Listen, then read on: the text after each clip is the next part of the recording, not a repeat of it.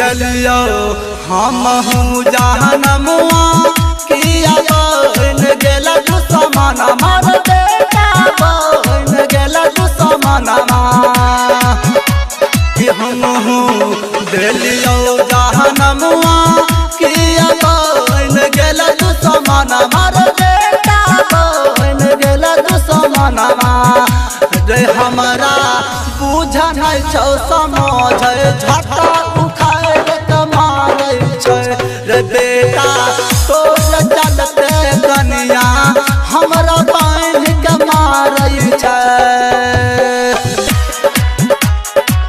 तोर चलते कनिया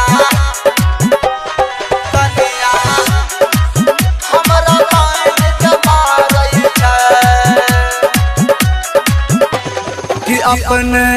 खाए छो पुआ मलाई हमरा दे छलो नीमक रोटी रे बेटा दे छलो नीमक रोटी कि अपने खाए छो पुआ मलाई हमरा दे छलो नीमक रोटी रे बेटा दे छलो नीमक रोटी कि हमरा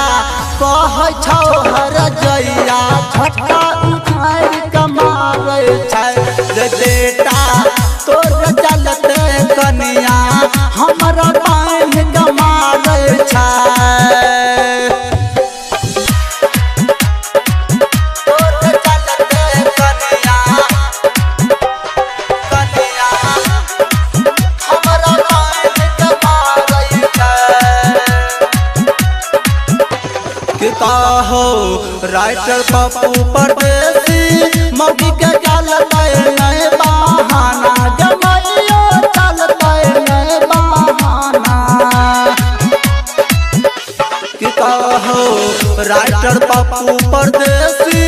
मौगी के चलते नए बहाना जमैयो चलते नए बहाना कि गायक अइले भमा